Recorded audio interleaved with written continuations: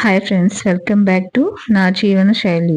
మా ఇంటిలో శివరాత్రి పూజకి ముందుగా రెడీ చేసి పెట్టుకున్నవి పువ్వులు, ఇంకా శివుడు అభిషేకానికి కావాల్సినవన్నీ రెడీ పెట్టుకున్నాను. అభిషేకంకి ఏమేమి పెట్టాలని చూపిస్తాను. తేనె, పంచదార నీళ్ళు, ఆవు పాలు, విభూది నీళ్ళు, బిల్వపత్రం నీళ్ళు, ఆవు నెయ్యి, మంచినీళ్ళు, ఆవు పెరుగు, ద్రాక్షపళ్ళ రసం, పంచామృతం, ఆవు పాలు. ఇప్పుడు చూపించినవన్నీ కూడా శివుడి అభిషేకానికి రెడీ చేసి పెట్టుకునేవి. ఇంకా శివుడి పూజకి బిల్వపత్రం, తమలపాకులు, తామర పువ్వులు ఇవన్నీ రెడీకి పెట్టుకున్నాను. ఇప్పుడు ఇందాక చూపించిన అభిషేకం సంబంధించినవి ఆవు పాలు, ఆవు నెయ్యి అన్నీ ఉన్నాయి కదా, అవన్నీ ఒక్కొక్కటి శివుడికి అభిషేకం చేసుకున్నాము.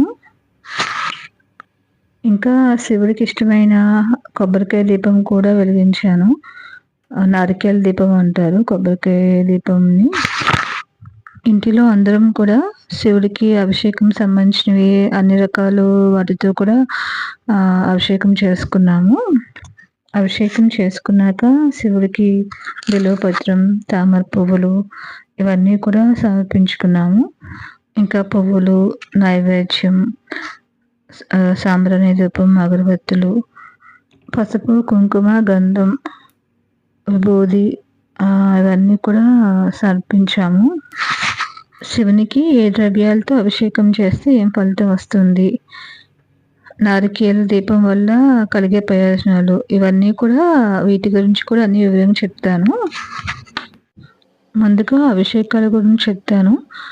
ఆవు పాలతో అభిషేకిస్తే సర్వ సౌఖ్యాలు, 100 దోషాల నివారణ.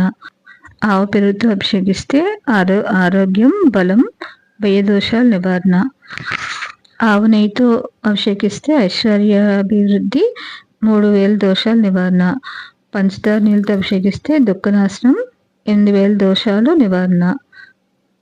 తేనెతో అభిషేకిస్తే తేజవృద్ధి, 5000 దోషాలు నివారణ.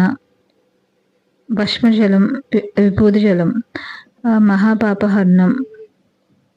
బిల్వజలం, భోగభాగ్యాలు. నారికేల జలం, సర్వ సంపద వృద్ధి. విభూది జలం, 1,000,000 రెట్ల ఫలం. నీరు, 10 దోషాల నివారణ. అభిషేకాలు వాటి ఫలితాల గురించి చెప్పాను కదా. ఇప్పుడు నారికేల దీపం వల్ల కలిగే ప్రయోజనాల గురించి చెప్తాను. కుటుంబ సమస్యలు, అనారోగ్య సమస్యలు, డబ్బు సమస్యలు, అప్పుల బాధలు, ఎలాంటి సమస్యలకు అయినా సరే నారికేల దీపం వెలిగించాలి. నారికేల దీపం ఎలా వెలిగించాలి అనేది చెప్తాను. ముందుగా ఏమైనా క్లాత్ తీసుకోవాలి. ఆ క్లాత్ మీద రాగి ప్లేట్ కానీ, ఇత్తడి ప్లేట్ కానీ, వెండి ప్లేట్ కానీ ఏదో ఒక ప్లేట్ తీసుకోవాలి. కొంచెం ఆ ప్లేట్ కొంచెం గుంట ప్లేట్ లాగా ఉంటే బాగుంటుంది. ఆ ప్లేట్లో స్వస్తిక్ గుర్తు గంధంతో రాయాలి. ఆ ప్లేట్లోనే ప్లేట్ నిండుగా బియ్యం పోయాలి. ఇప్పుడు ఒక కొబ్బరికాయని తీసుకుని దాన్ని సమానంగా సగానికి పగిలేలాగా రౌండ్గా సమానంగా పగిలేలా కొట్టుకోవాలి.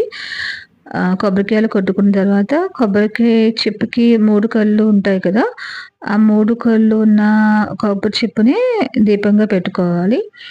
అదే 3 కళ్ళు బ్రహ్మ, విష్ణు, మహేశ్వరులు అని అంటారు. అందుకని చెప్పి 3 కళ్ళు ఉన్న కొబ్బరి చెప్పుని దీపంగా పెట్టుకోవాలన్నమాట. ఇప్పుడు 3 కళ్ళు ఉన్న కొబ్బరి చెప్పుని తీసుకుని దాన్ని బియ్యం రెడీ చేసి పెట్టుకున్నాం కదా, బియ్యం దానిలో కొబ్బరి చిప్ప పెట్టాలి.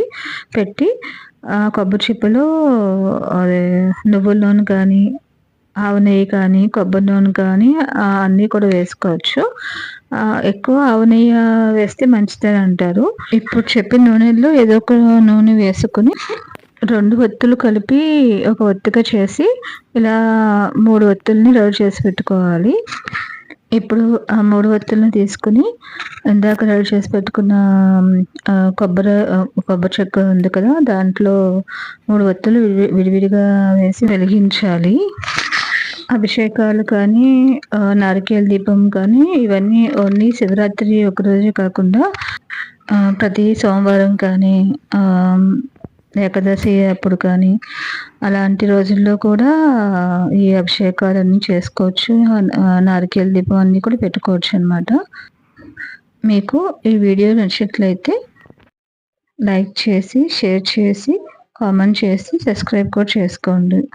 అలాగే మీ ఫ్రెండ్స్‌కి, మీ బంధువులకి అందరికీ కూడా నా వీడియోని షేర్ చేయండి. Thanks for watching.